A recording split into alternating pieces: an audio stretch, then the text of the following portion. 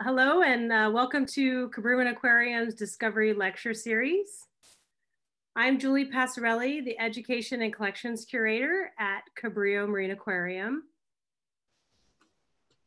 Cabrillo Aquarium is owned and operated by the City of Los Angeles Department of Recreation and Parks. We are extremely grateful for the City of Los Angeles' support.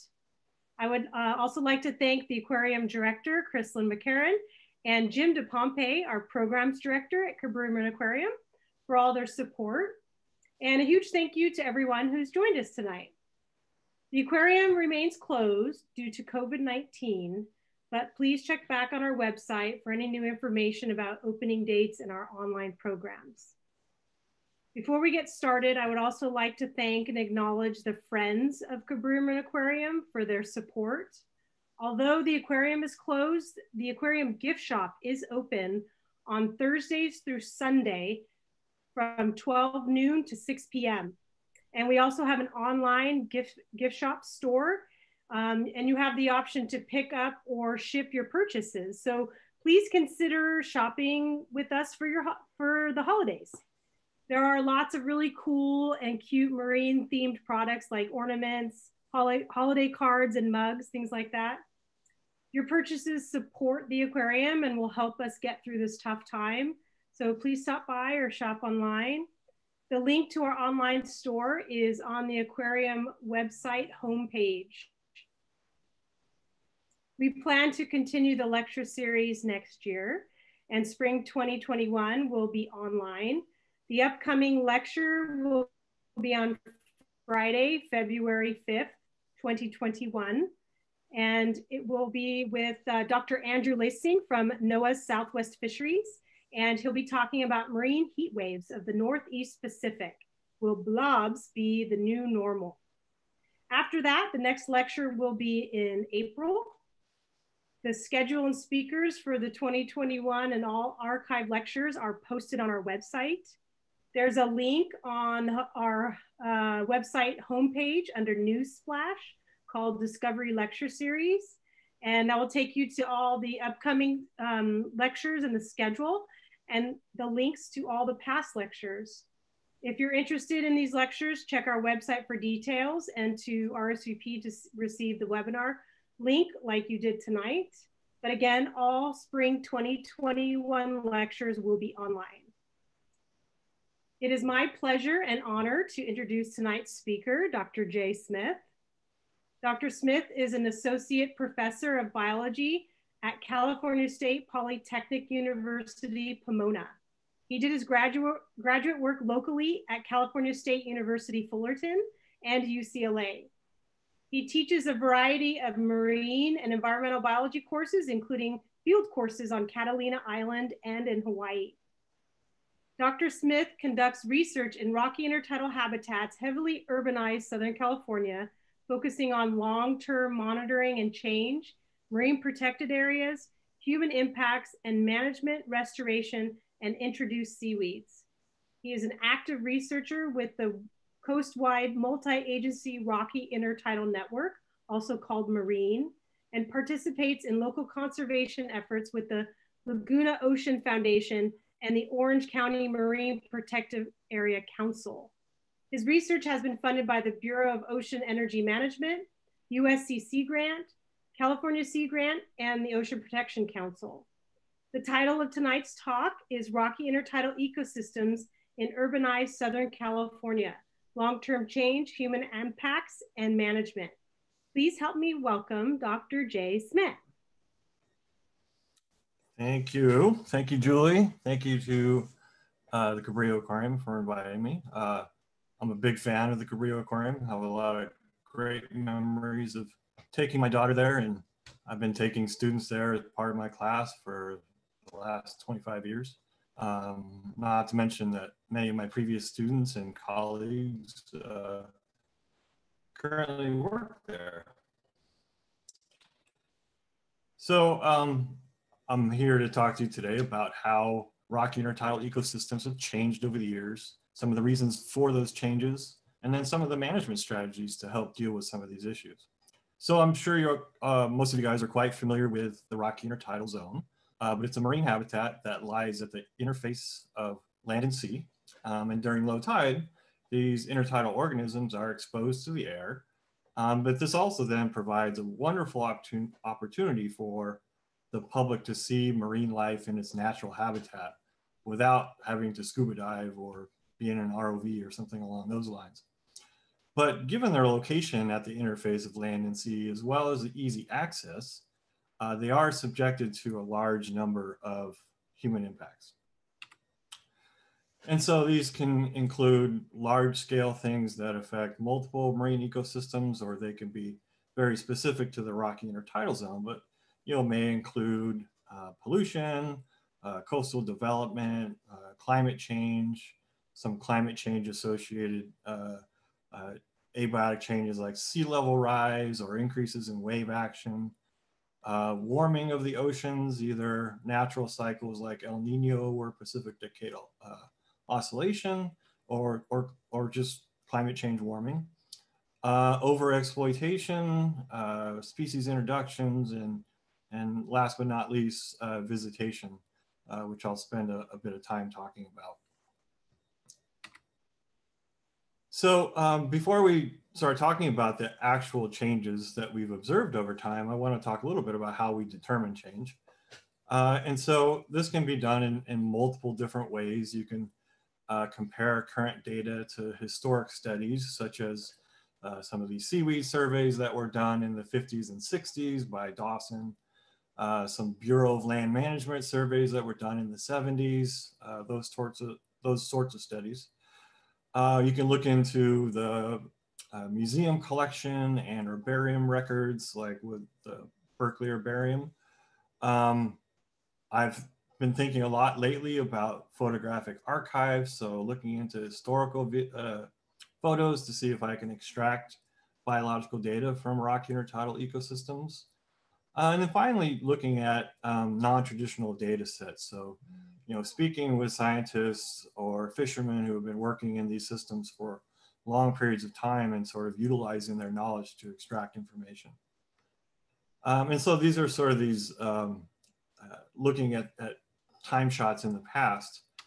But another thing is to be able to do monitoring, long-term monitoring, and look at how things change over decades of monitoring ecosystems. And so I've been lucky to be a part of the multi-agency Rocky Intertidal Network, or Marine, for many years, first as a graduate student and then brought on as a researcher later. And we are a partnership of more than 35 agencies, universities, and other groups, and some of them are noted here. And essentially what we do is we work together to collect compatible data using standardized methods where data is then entered into a centralized database. And this long-term monitoring program assesses the structure and the function of rocky intertidal communities. And what's really great about our program is the temporal scale that we have been monitoring and the spatial scale. And so you can kind of see here that we have sites up and down the coast from Alaska down to Mexico. Some of these sites were established in the 80s, a good portion of them in the mid 90s and early 2000s. But with this large geographic scale of over 200 sites along the coast, we can really look at big scale patterns as well as small scale patterns, long-term patterns as well as short-term patterns, and really tease a lot of great information out. And so some of the things that we do is we track changes in intertidal ecosystems. We try to link them to ecological and oceanographic metrics. We identify and assess natural and anthropogenic impacts. And sometimes some of that information is used to inform management.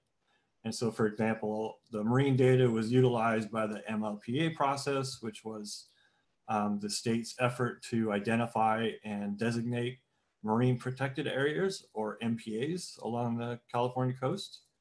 Some of our data is going to be used in the assessment of MPAs that's coming up soon. We've utilized data to assess oil spills, to look at fisheries management, identify disease outbreaks, and look at climate change. And so just quickly, these are some of the things that we've done recently, just to sort of highlight some of these issues.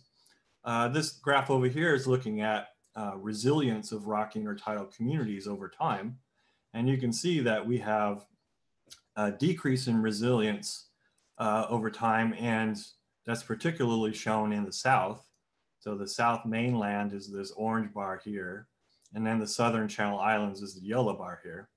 And so these are, the resilience of this ecosystem is declining, and especially during these anomalously warm years like the El Nino here, the El Nino and the marine heat wave here. We've sampled, the program has sampled to look at the effects of oil spill. So here's some data from the Costco Busan oil spill.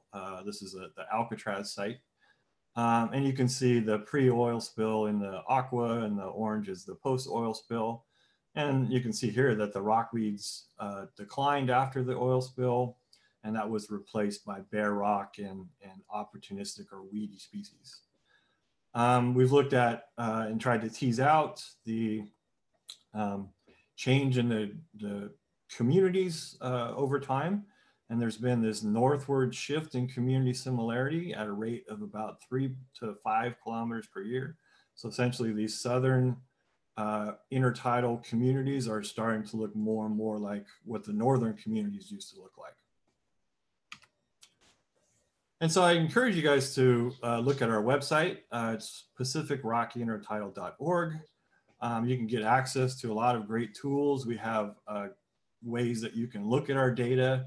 So for example, this is a search to look at the percent cover of Middleus californianus, the California sea mussel. And so you can look at what our data actually is up and down the coast. Or you can use this other query tool. And so for example, I looked up sea star abundances at Point Fermin, which is right next to the Cabrillo Aquarium. So these are the sea star abundances here over time. There was a big crash here, and they've been relatively low over time. You can also request our data. So if you want to actually get access to our data to do analyses or use them in your classes, if you're a teacher, this is all public data. And then you can also look at site specifics if you're just interested in a site that's near you. So I pulled up Point Fermin again right here. We have a nice little site description. And then you can look at some of the long-term trends from our data, such as the percent cover of barnacles in our barnacle plots, or mussels in our mussel plots. I encourage you to follow us on Instagram, marine_pacificrockyintertidal.org. Oh, not .org. And then hot off the presses, you can get this off of our website. This is our highlights booklet.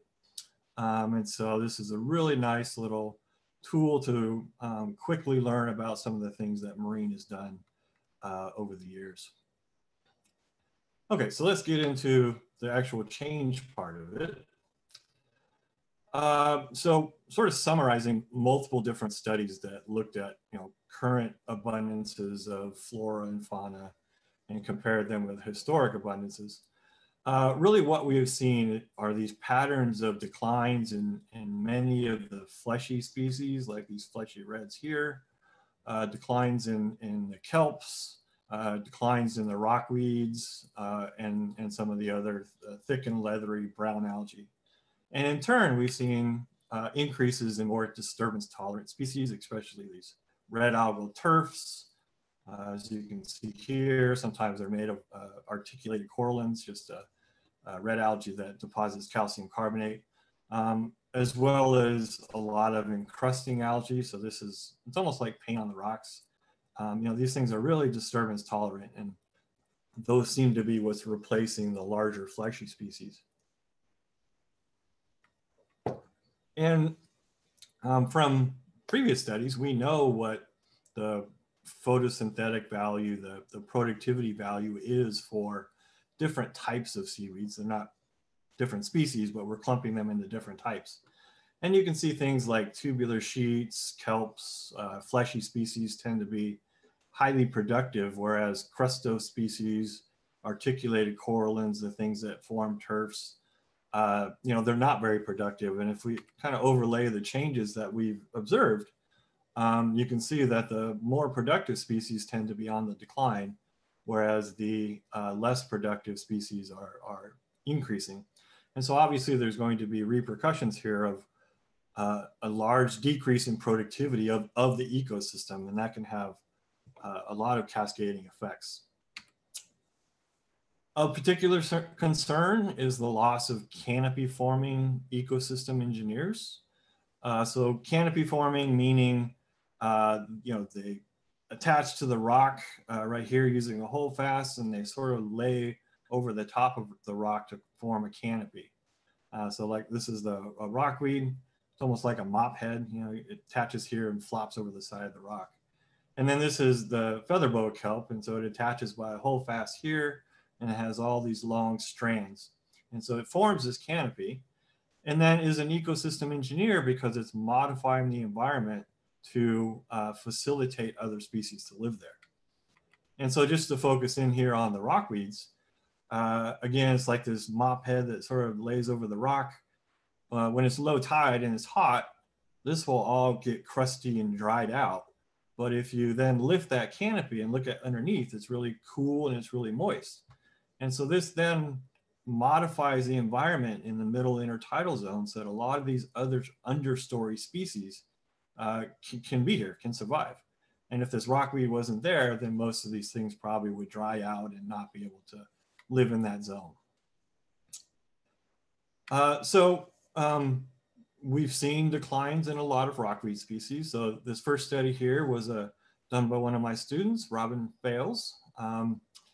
She looked at the distribution of the Pelvetiopsis rockweed, which is this guy here. This one is a little bit of a warmer water species and has a relatively short range, goes from Mexico all the way up to Monterey Bay. And she looked at the historical distribution of this species, basically using old studies, looking at herbarium records, as I had mentioned before, and found a bunch of locations where this species was present. Then she went out in 2017 and 18 and went to all of these sites plus a bunch of others to look to see where this thing was, whether it was present or absent. And so if you look at the current data, there's two things that sort of stand out here. The first is that this rockweed really has a patchy distribution up and down the coast. We have a really healthy set of population at multiple sites in Orange County, but then big gaps in distributions before it starts to come back again. You see other gaps up here in Central California.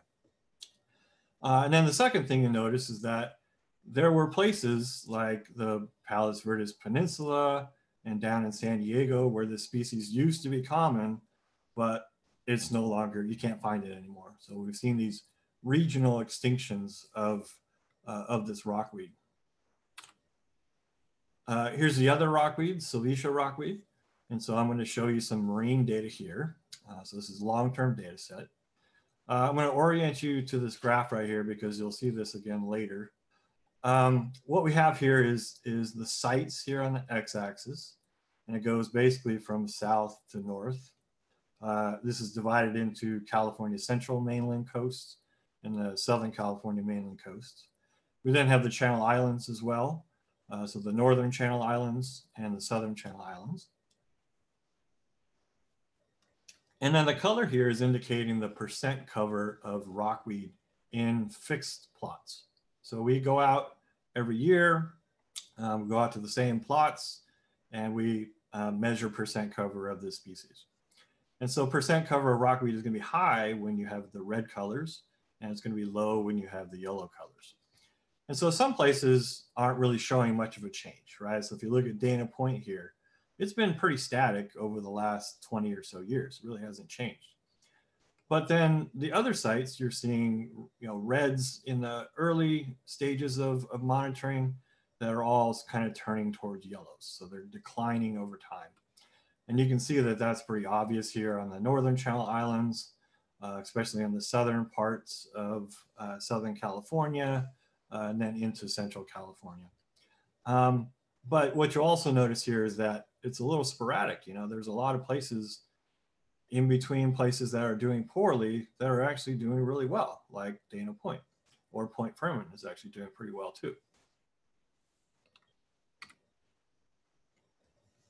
And then, so we'll move on now to fauna, and I'll kind of show you the same thing here, but now with mussels. Mussels have a much larger range, and so we have data going all the way up to Washington, down through Oregon, Northern California, Central California, here's Southern California, and then our Channel Islands here. And again, you're looking for that pattern of, you know, reds changing to yellows as an indicator of long-term declines. And you're seeing, you know, pretty clear patterns here in Southern California, whether it's the Channel Islands or the mainland, lots of changing from reds to yellows. And then as we start to move into Central California, it becomes less and less obvious. It's only the southern parts of Central California that are showing these declines. And then most of the rest of the coastline isn't really changing that much.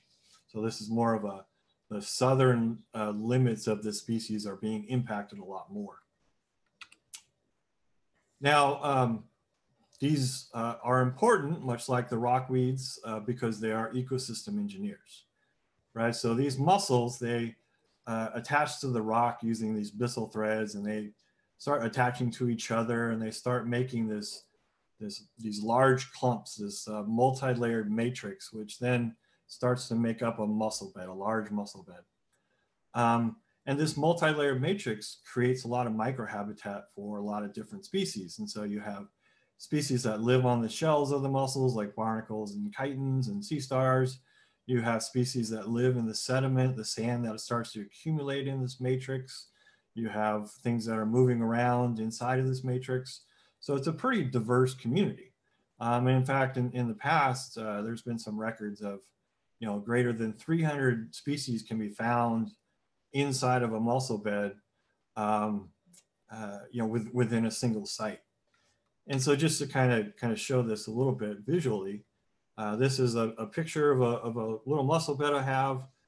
Not very much of the mussel bed, and it's a single layered, pretty simple mussel bed, but you can see a lot of different things in here. There's 7 different species of seaweed here. You have 4 different species of limpets and a tube worm. You have 4 different barnacle species here. And you know, this is just getting at the minimum here.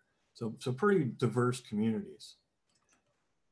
And so as a PhD student, I was actually kind of interested in the invertebrates that live inside of this mussel bed and determining whether that has changed over time.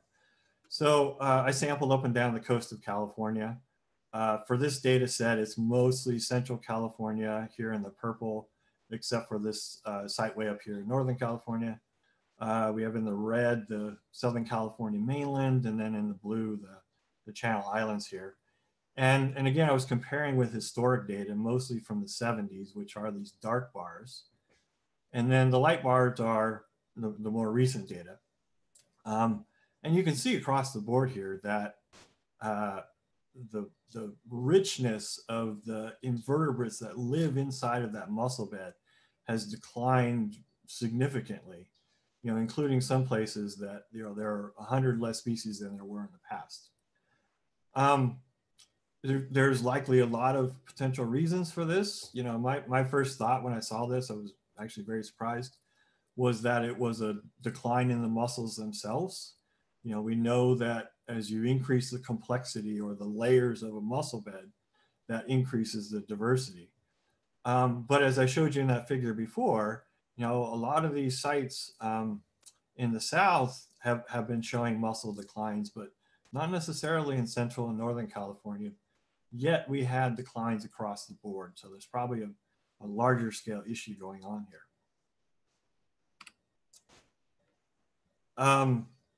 I mentioned that using photographs could be a potential way to extract some information about change. And of course, visually, it's nice to show.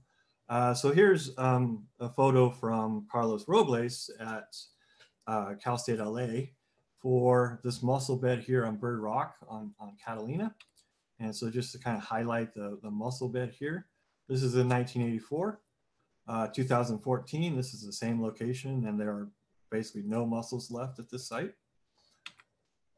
This was a site that I did actually a lot of my PhD work at in Point Fermin. This is all mussel bed along this area here as highlighted. I went back in 2018 and essentially no mussels left. This is all red algal turf here, so it's replaced the mussels. Here's Cabrillo National Monument down in San Diego. So you can see this big clump of mussels here, and basically these are all gone. So this is from the 70s through more recent times. And then sometimes you can actually record changes that occur relatively rapidly. So this was a mussel bed I just was taking pictures of in Laguna Beach. And this was October 2012. And actually the reason I was taking pictures of it because I started to notice these big gaps opening.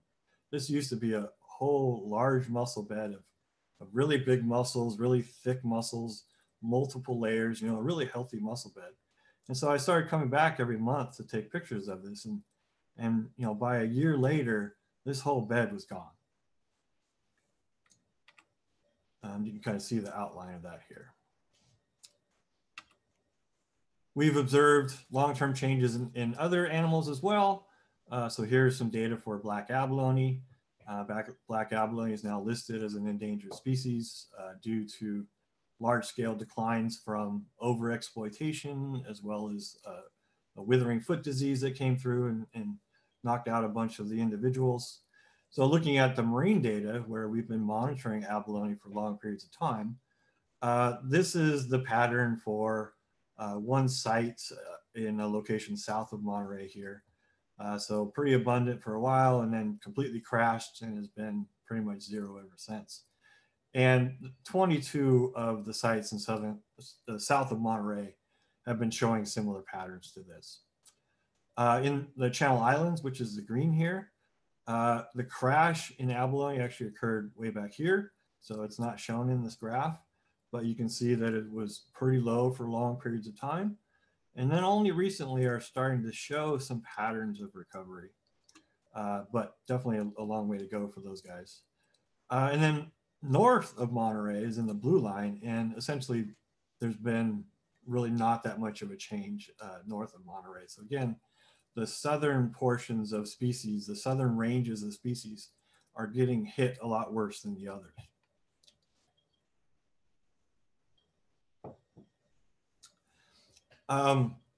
Something that occurred that started to pick up in about 2013 and 2014 was the sea star wasting disease.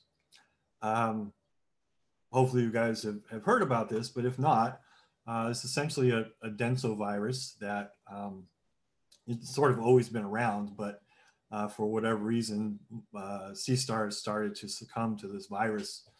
And it's called sea star wasting disease because essentially the sea star starts to waste away. You know, they start to show signs of succumbing to the disease. Sometimes they ditch an arm for whatever reason. You start to see these lesions start to grow on it, and then eventually it just melts and dies. And this this sea star wasting disease was a huge outbreak. Occurred over very large geographic scale over a relatively quick period. And just to sort of show the outcome or how big of an impact it had, I'm going to show this graph here. Again, I'm going to try to orient you here because, you know, trying to show years and years of data at multiple sites in one graph is difficult at times. So, so what you're seeing here is the abundance per year is each of these little squares or these colors. And the abundance is the relative number in 1 year compared to the average for all years prior to the outbreak. Okay, and so we took all of this data, figured out the average, and then for each year, figured out the deviation from that average. And a red means that it is lower than that average, or blue is it was higher than that average, or if it's sort of this gray, that means it's remained pretty static. okay? Now the outbreak started in about 2013. And so you can look at what the patterns were like prior to 2013. And, you know, for the most part, the sea stars were pretty stable. They didn't change that much. A few little ticks up or down here and there, but we're pretty stable.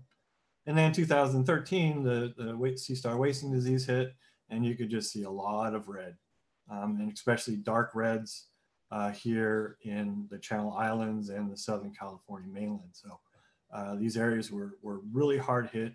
You know, we went from 100, 200 sea stars at some of our sites down to zero within a couple months, and have remained pretty close to zero ever since, at least in Southern California. And then finally, the other long-term change that we've observed is the increase in the abundance and diversity of introduced species, so species that are not native to this area.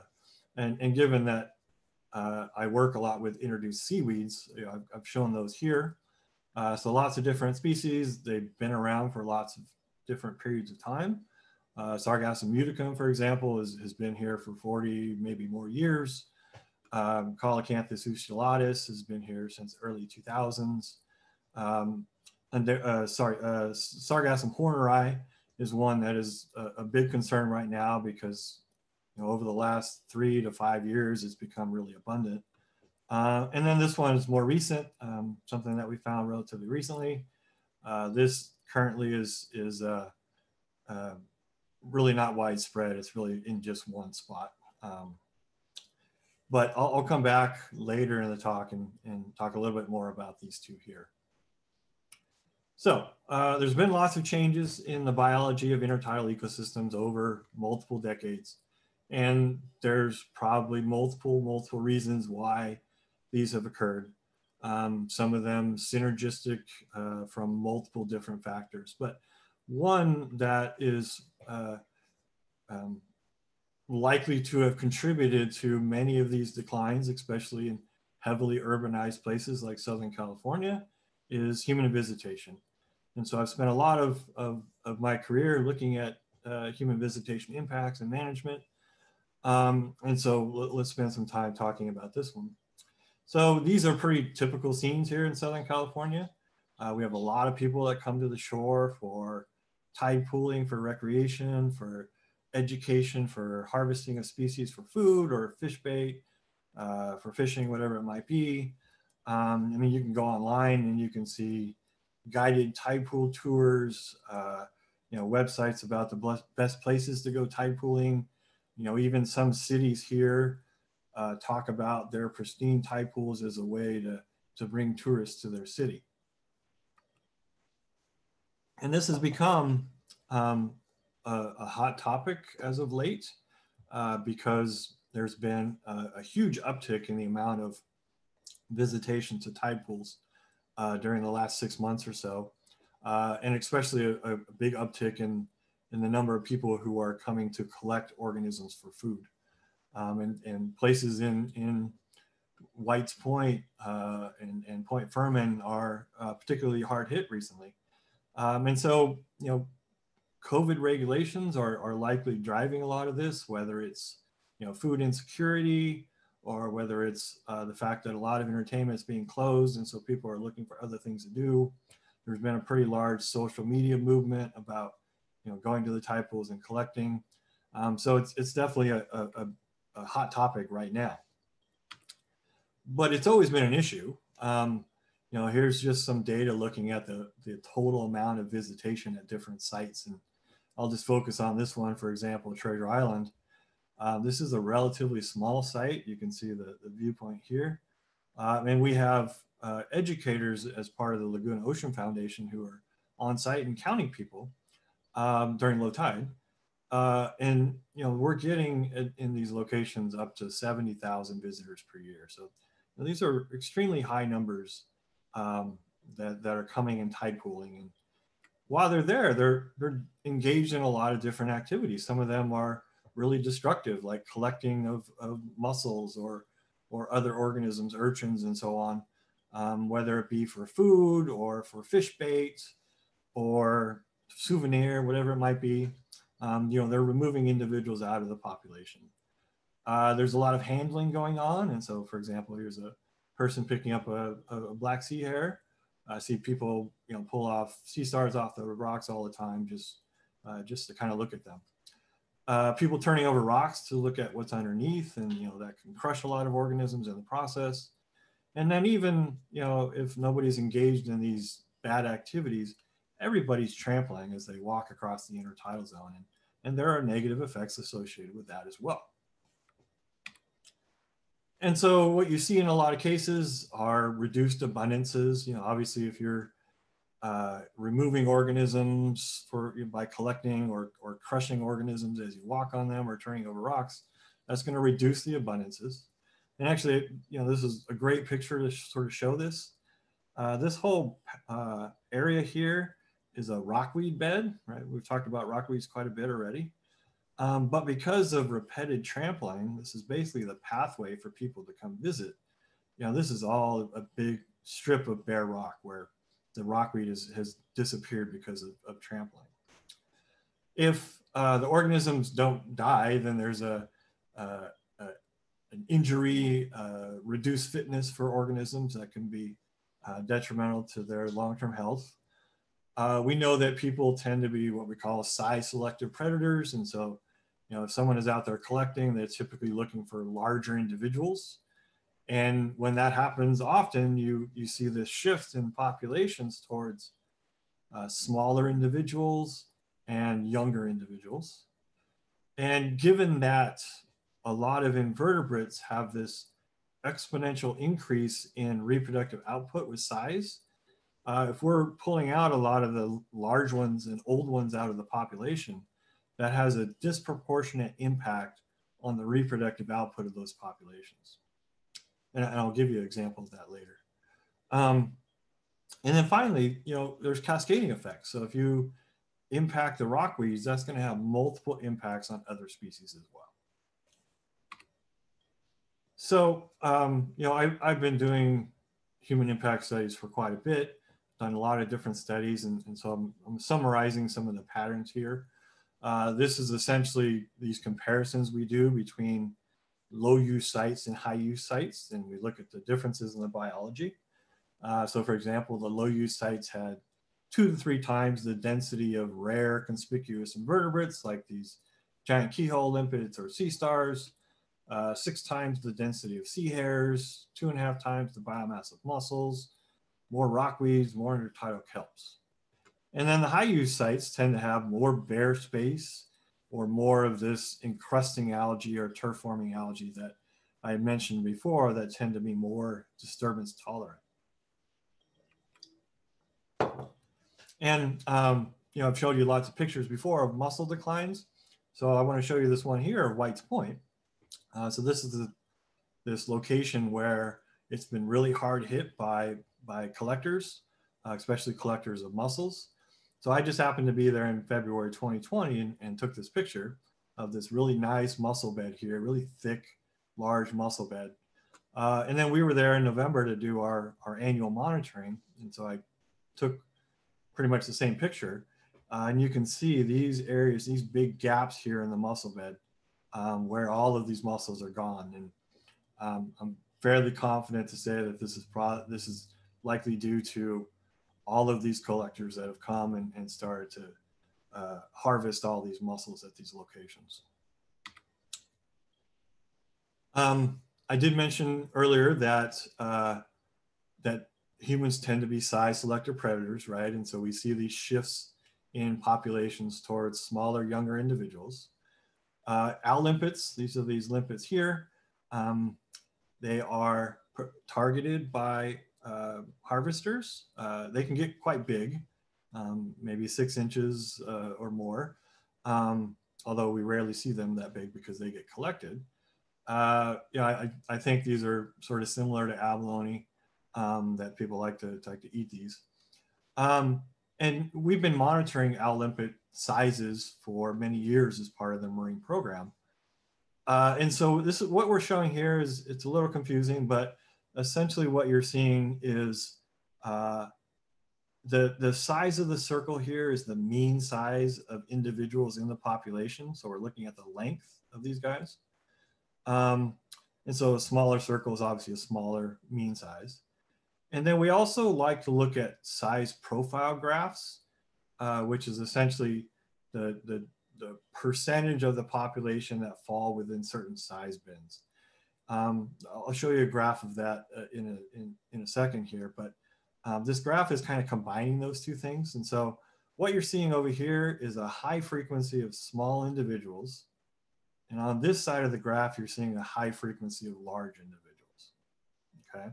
So between the mean size and the size profiles, we have this pattern here that the sites that are on the mainland that are open to public access, that they have a high frequency of small individuals and a pretty small mean size.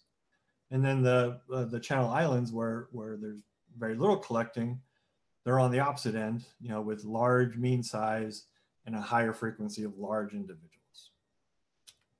Okay. Same idea for mussels. And so this is actually the size profile graphs that I was talking about. This is the percent of the population that fall within these size bins.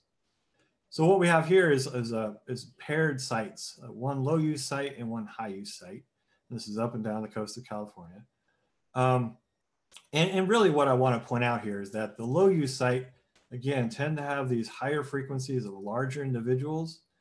The low use site, whereas the high use sites tend to be truncated, and they're truncated more towards a higher frequency of smaller individuals, okay?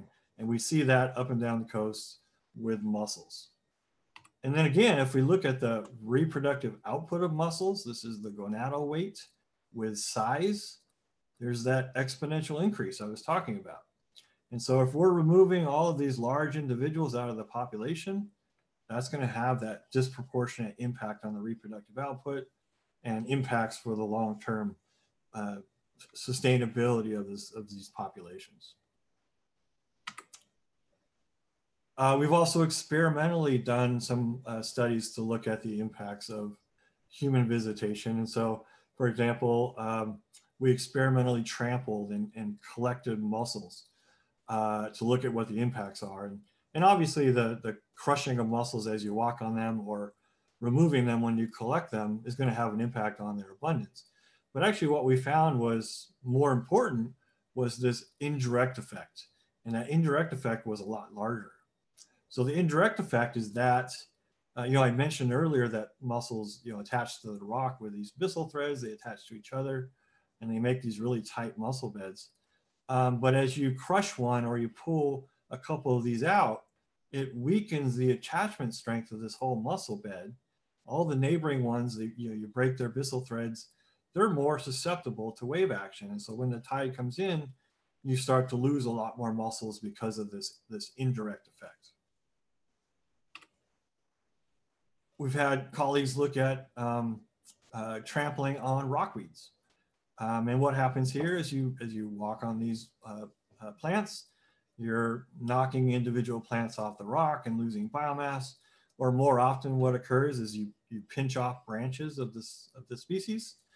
And this becomes concerning because all of the reproductive materials are here at the very end of the tips. And so if you're walking on these things and pinching off the branches and all the reproductive material floats away with the high tide, then you're going to start to see this long-term decline in the population because you don't have any new individuals that are recruiting to these populations. And then of course, I've talked about the cascading effects. And obviously if you are causing declines in these ecosystem engineers that I've already talked about, that's going to have lots of impacts on the other species that are associated with them. Now, there's a lot of management strategies that are put into effect, and marine protected areas are obviously the big ones that have been put up, have been designated in locations up and down the coast of California. Absolutely great management strategy, really focusing on limiting collection. But especially early on in the 90s and early 2000s, there were a lot of compliance issues. compliance was very low. Either people were ignoring the laws or they were not aware of the laws. And we did a lot of comparisons of the biology inside and outside the reserves, and there weren't a lot of differences. And so there was some concern about whether MPAs are effective in rocky intertidal ecosystems, partly because there are a lot of other effects going on, a lot of other behaviors that are detrimental to intertidal organisms, like trampling and handling and rock turning, that maybe aren't as well regulated by MPAs. And second of all, the knowledge about MPAs was quite a lot lower back then. And I think now it's been quite improved. And so I think this new MPA assessment that we're part of will help us determine whether this is still the case. But regardless, we need to sort of think beyond the singular focus on collecting and start incorporating these other uses and managing these other uses. And of course, balancing that we want open access. We want the public to enjoy these habitats and care about these habitats and have educational opportunities. But at the same time, understanding that there are some detrimental impacts. And so there are what I'm going to call supplemental management strategies to these MPA regulations. And a lot of these were started by local stakeholder groups.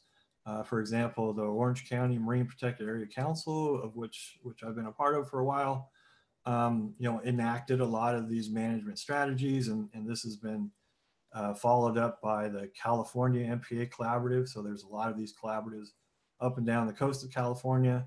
We have individual organizations like the Laguna Ocean Foundation or the Ocean Institute, and more recently the volunteer group at White Point, because of the problems that are occurring there, the White Point Patrol, who basically are increasing management strategies by, for example, the OC Impact here, we put signage at all of the locations, all the access points to the intertidal zones for MPAs, talking about what you can and can't do and sustainable tide pooling practices. We increased enforcement capabilities. So rather than relying solely on Department of Fish and Wildlife, who do a great job, but there's only so many rangers, that more local agencies can do some enforcement. Some of the local cities started hiring coastal managers. We increased outreach and education efforts like videos and pamphlets and things. And then some programs started on-site education, where we have people who are on-site during low tide and interacting with the people and handing out brochures and doing a great job in educating our visitors. And we know, some of my students have actually looked at whether these things are effective, whether the supplemental management strategies are effective. So Ben Lucas here compared the behaviors of visitors that was done by Steve Murray in the 1990s. He did this again in 2013 and 14.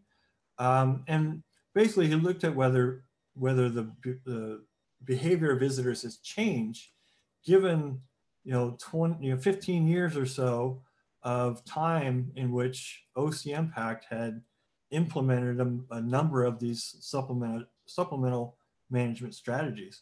And so he found that, yeah, they're in fact effective because the behaviors have changed. There's been a decline in collecting, a decline in fishing, and those types of things. Now, Ben basically looked at all of the strategies together. He wasn't able to tease out if one strategy was more effective than the other. But my other graduate student, Parth here, actually specifically looked at two things. He looked at the on-site educator program, as well as this, it was a mobile touch tank that the city of Newport Beach had. And so he would go out and look at visitor behaviors when educators were on site and when they weren't, and so on. And essentially found that, yes, these are incredibly effective at reducing the more deleterious behaviors of visitors, like collecting and handling and rock turning and those types of things. So essentially these supplemental management strategies can be extremely effective. We've also talked about other strategies that could be used by managers if they were interested in reducing the amount of use. When I was originally at Cal State Fullerton as a postdoc, I had an undergraduate student here that worked on this project to determine whether the visitation rates of sites were attributable to certain site characteristics. So he looked at things like, how hard is it physically to get to a site? So like this 1,000-step site here in Laguna Beach, it's not quite 1,000 steps, but it's still painful to walk. And so places where it's hard to get to, those probably will have low use, right? He looked at parking availability, the parking costs, the popularity of the site for school trips, the local population, the presence of other local attractions. So he did all these for all these sites up and down the coast. And then we figured out what visitation was at these sites, essentially by doing flyovers. So we'd fly over, we'd take a picture, and then we'd count all the individuals at these sites, and then try to tie in the levels of visitation with these site characteristics. And really what he found was that the popularity of a site for school trips was the #1 driver for the level of visitation. Second was the physical exertion in reaching the site. And then third was whether there were other attractions nearby.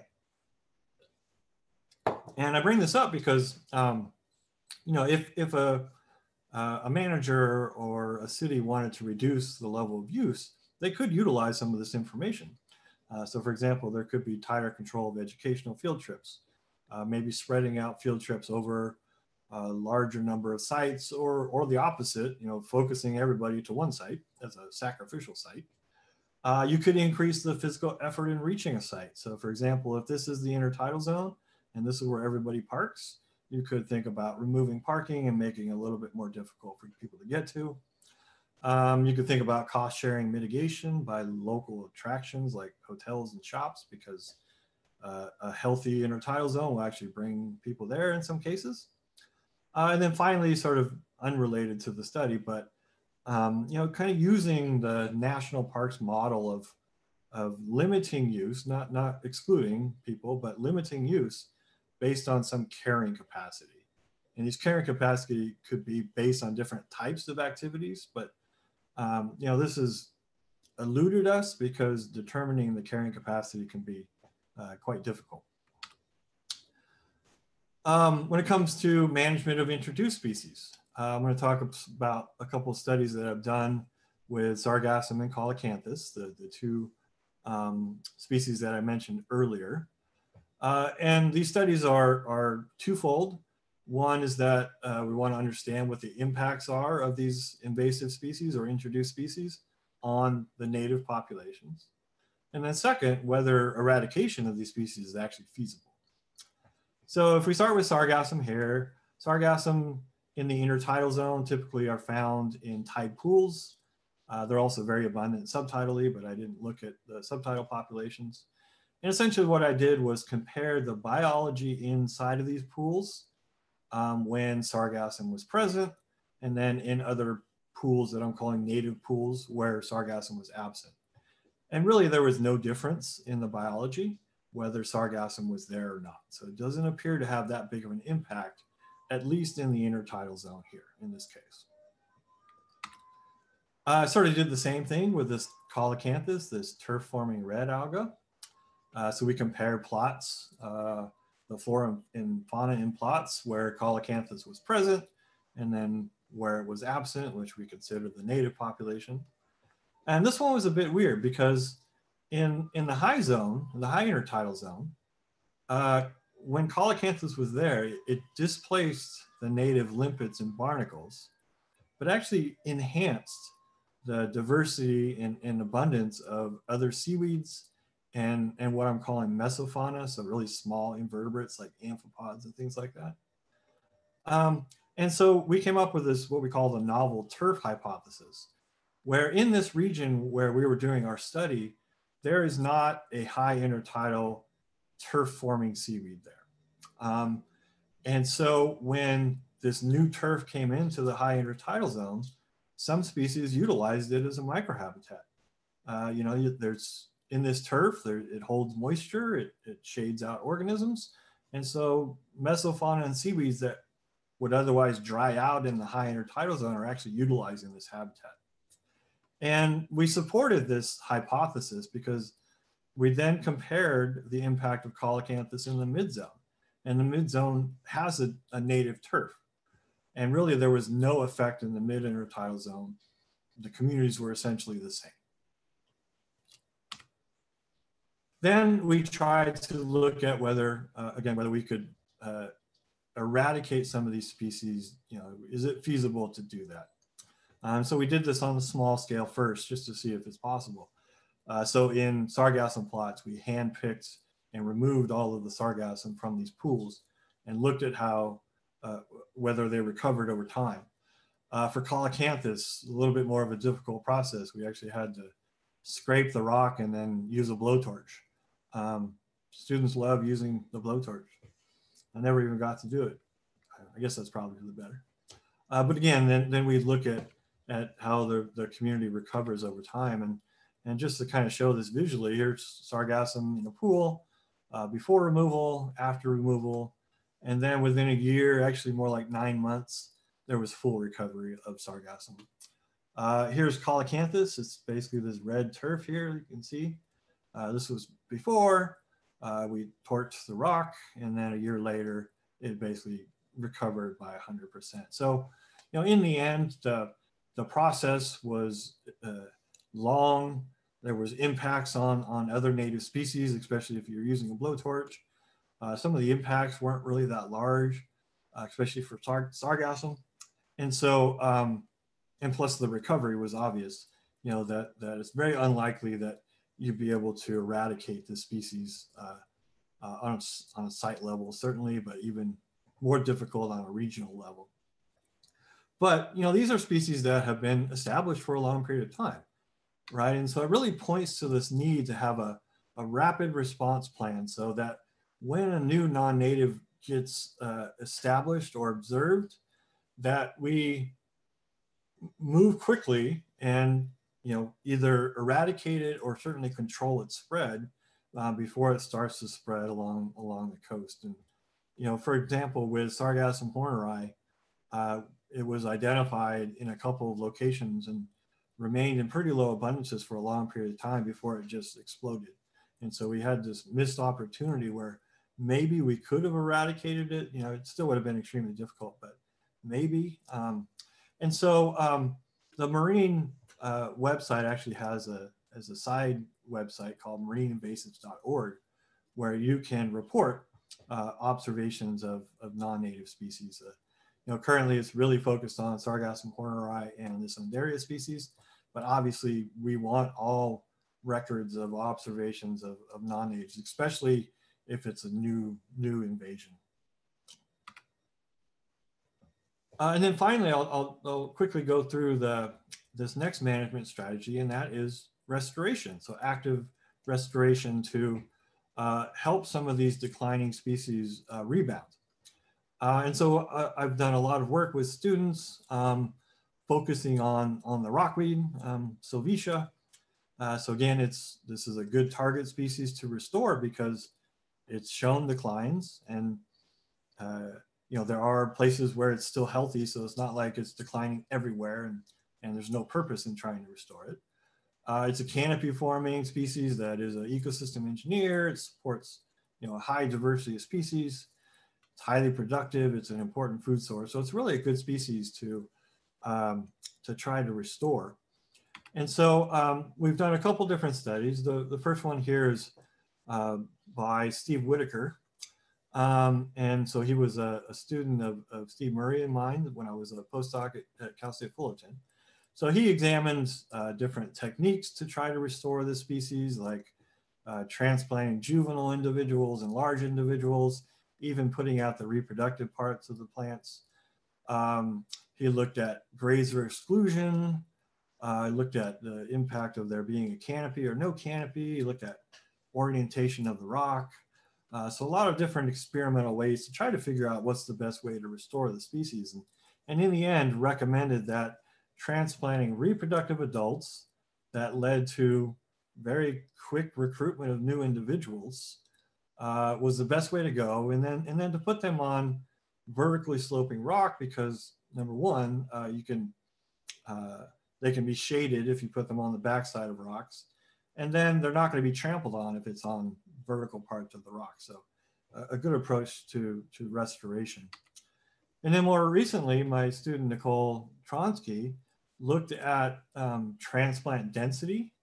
So if you only transplant one individual versus multiple individuals, does that increase the likelihood of survival, recruitment of new individuals, and so on, as well as looking at how the community underneath the canopy changed when you transplant these individuals. And essentially what she found was the transplant density didn't have an effect on survival of the transplants, but it did enhance recruitment of rockweeds. So these are these new little small individuals, as well as recruitment of mussels and some other algae.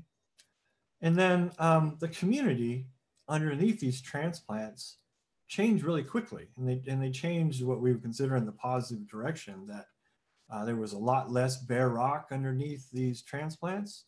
And there was an increase in the growth of perennial long-term algae.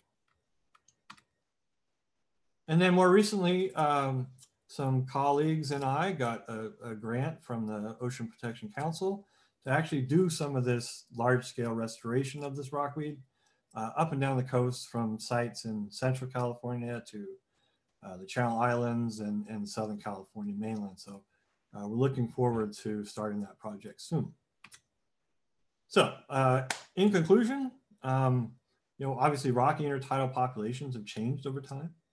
Although there's numerous factors that are probably playing a role in these changes, human visitation can certainly contribute to that. Marine protected areas, especially when they're combined with regional collaboration across multiple stakeholder groups with multiple different resources, are positive and are going to lead to positive management actions. And then finally, that the long-term monitoring programs, especially things like marine that are over large spatial scales, are incredibly vital in understanding population dynamics, detecting changes at multiple timescales, and in the end, steering adaptive management strategies. So with that, there's a ton of people I'd like to thank. Very lucky to have some great mentors and colleagues. Lisa and Mary Lane at Boehm have really spearheaded the marine long-term program. I've been incredibly lucky with a wonderful, great set of scientists who have been in my lab as graduate and undergraduate students. And then of course, lots of places where I get funding from. So with that, we'll see if Julie has a list of questions for me. We do. Thanks, Jay. I'm gonna clap for you, and I'm sure everybody else is virtually clapping. Always great to hear your talks, Jay. That's a lot of data, a lot of research, and a lot of time, and a lot of students. So yes. Thank you again for joining us tonight and giving us that lecture. There are some questions coming in. The first one's from Evie. She had asked this early on. She wants to know how resilience was measured. You had talked about that earlier with, I think, some seaweeds. Yeah, so really what we looked at was how the community changed over time. And so we used basically a baseline that it didn't matter when the baseline was, but we chose a baseline. We knew what the communities were in these individual plots or individual assemblages that we monitor, and then we look at how those change over time. And it's not just a single species, it's looking at the community as a whole using multivariate analysis. And so you can look at how similarity changes over time based on that. So we call it resilience. You could also call it community change, but we call it resilience essentially because if the community is resilient, then it's not going to change when when you have anomalously warm years or something along those lines. Right. Okay. Matthew. Oh, Matthew has a question about the images that you posted about the White Point Patrol the FB Facebook. He wants to know if that was instances of confiscation by law enforcement. I know you talked about this a little bit later, but maybe just talk a little bit about that group. You know, I don't know if any of those were specific to a citation or a confiscation. I'm guessing they were. I took them off the Facebook page. Unfortunately, I don't even know who took them, and I actually hesitated because I can't really cite them correctly, but they're really important pictures visually to see, so I wanted to include them. You know, when I was there, you had White Point Patrol, which was really doing outreach and education, but you also had a biologist with Department of Fish and Wildlife who was checking for permits and making sure that people weren't collecting over their permit load. You know, there are limitations in what people can collect even with the correct permit, as well as, you know, you're not supposed to use tools and those types of things. And so in a lot of cases, if the violation wasn't too large, I think he was asking people to put stuff back. But in cases where violation was quite large, then potentially citations would be written. And I read in the news that there were a good number of citations that were actually held up in court from that location. I read the same. Yeah. Okay. Next is from Chemo. Hi, Chemo. Excellent presentation, Jay. My question pertains to your long-term figure on sea star abundance along the entire West Coast, showing the dramatic reduction in abundance after 2013. The leftmost column of your graph indicating the earlier time period, there appears to be a cluster of red squares. Is this the previous wasting disease event? If so, can you comment on how widespread it was compared to the present wasting event? I don't think we documented any previous sea star wasting event. So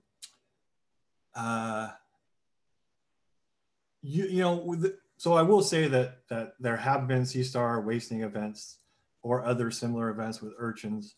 And what made this recent event particularly alarming was the time scale of how long it lasted and the geographic scale, because typically these wasting events are very short term and sort of limited to small geographic regions. If there was a previous event, we didn't catch it. We may have caught it with our data, but we can't attribute it to anything because we didn't see it. But yeah, it's definitely difficult to understand. Yeah.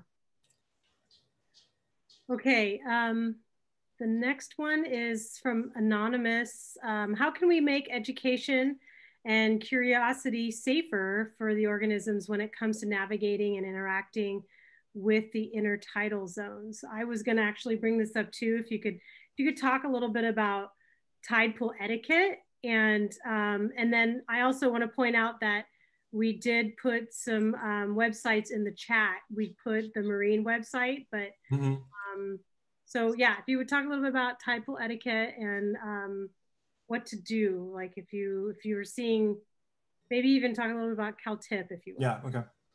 Yeah. So you know, obviously there are different rules and regulations whether you're an MPA or not, and most of that is the collecting regulation. So obviously, if you're in an MPA, there's no collecting whatsoever. If you're outside of an MPA, you have to have a permit. But regardless, when you start thinking about sustainable practices, these are really things like, you know, don't remove organisms from the rocks, even if you're not collecting them. Don't put crabs into containers to watch them. Don't pick up animals off of the rocks. When you're walking through the rocks, you're trying to be as gentle as possible, maybe looking for the open spaces, the gaps in between animals to walk across, or even trying to limit how far you walk into the intertidal zone. You know, again, no things like turning over rocks and such. Um, and you know, these are the types of outreach and education ideas that a lot of these on-site educators like Laguna Ocean Foundation do. So they'll talk to visitors before they get onto the site and you know, talk about how to be you know, to reduce their impact on the intertidal zone, while at the same time really getting people excited about intertidal habitats and what can be found there. You know, it's a very fine balance. And really, it's been very difficult to think about management of trampling. It's such a hard thing to try to manage, because really the only way to manage that is to exclude people. And again, that's not something we want to do.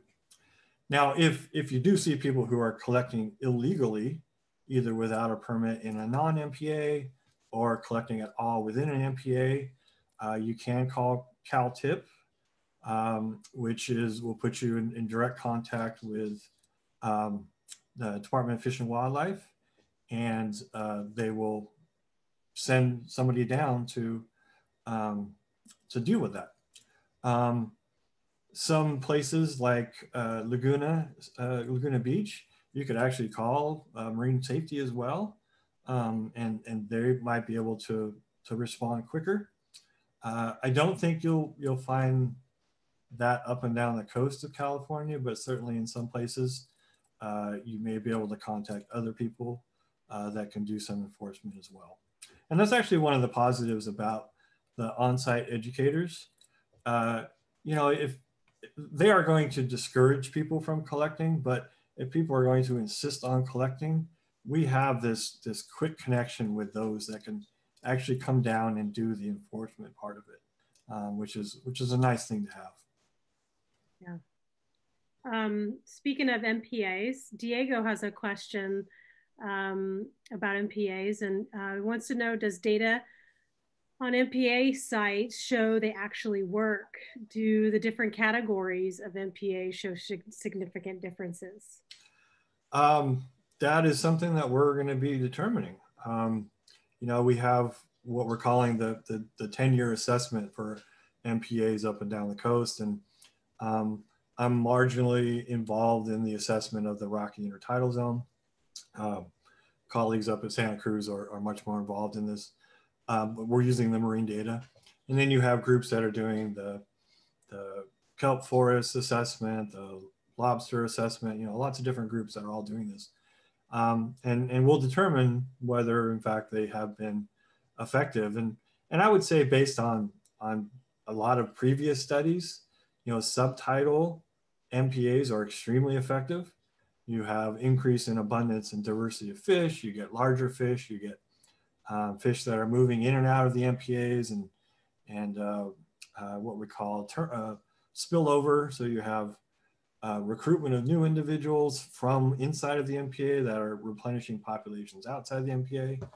But within intertidal ecosystems, again, we sort of have this problem of multiple different uses that have multiple different impacts. But you know, if collecting stops within MPAs, that is definitely going to be positive, because we've observed how collecting on its own, like that picture I showed you at White's Point, that's a huge amount of damage, right?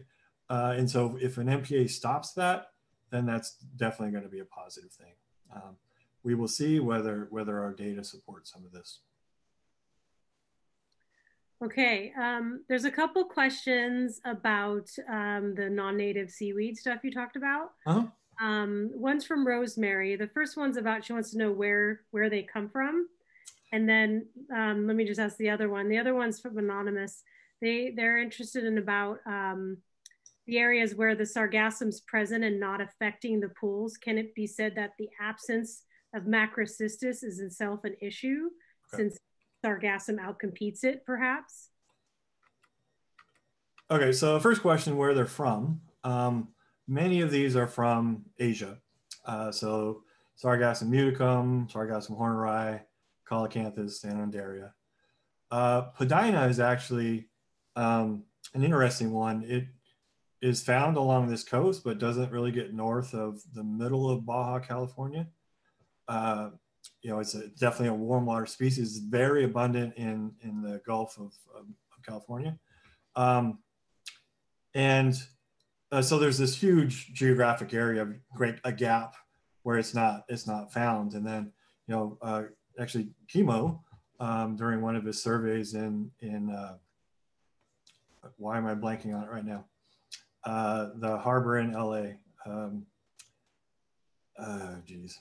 Where in the port? No, Marina Del Rey? Marina Del Rey, yes, thank you.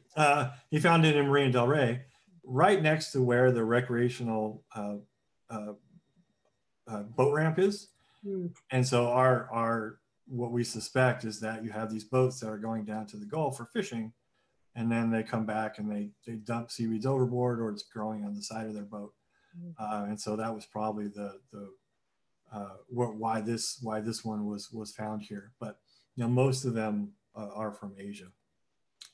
As far as the Sargassum muticum not having an impact in the tide pool zones, the giant kelp is not found in the intertidal zone typically, certainly not within tide pools. So it's not the decline in the kelps. In fact, arguably the kelps really haven't been declining that much. They bounce up and down from year to year. And actually I'll say that the Sargassum being there, we looked at other conditions inside the tide pool, like temperature and light. And so light, obviously, if you put a light meter below this little canopy here, this Sargassum species blocks out a lot of light, which is going to have a negative impact on a lot of the seaweeds that live underneath it. But at the same time, the temperature of the tide pool is actually buffered by this thing being here. So when this tide pool would normally warm up during low tide because of the heat, the Sargassum being there actually buffers that and causes that temperature not to change. So that has a positive effect on the species that live there. And so maybe it's sort of weighing out the positives and negatives. But the other thing I'll say too is that tide pools are extremely heterogeneous. Every single tide pool is a little bit different than the other one. And so it could be that potentially these tide pools are so heterogeneous that you wouldn't find an effect anyway. Not that it has an effect that we can't detect. It's just that it's not going to have an effect because of how different the different tide pools are. Yeah. Okay. Jennifer wants to know, how do we get Cabrillo and MPA? Or how did we lose Cabrillo? Yeah. Great question. Not up to you or yeah. I. We can certainly request and send lots of letters and argue why it is needed, and see what happens. But the MLPA process was an extremely long process. I was not involved too much in that. I know others that were. There was a lot of give and take about where MPAs should be set up and where they shouldn't, and why they're set up in certain places, whether that be for scientific purposes, whether that be for the benefit of recreational take or commercial take. There was definitely a lot of compromising going on. Otherwise, I don't know how to address that. Yeah. I just brought it up because it's Cabrillo and it's something I would want to. There are a handful of questions about what else can we do, and can you adopt or sponsor a rockweed restoration area? You've obviously inspired a lot of people to want to help or want to do something. Are there any suggestions that you might have for anybody? Well, I think a lot of these local organizations that do management, I mean, obviously Laguna Ocean Foundation comes to mind directly. I'm on the board of Laguna Ocean Foundation, and we would love to have more money to do more outreach and to cover more sites.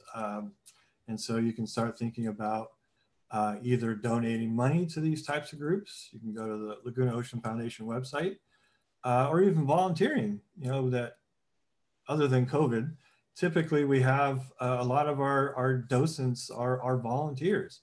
And so you can look to do outreach and education on your own and be a part of these programs like Laguna Ocean Foundation.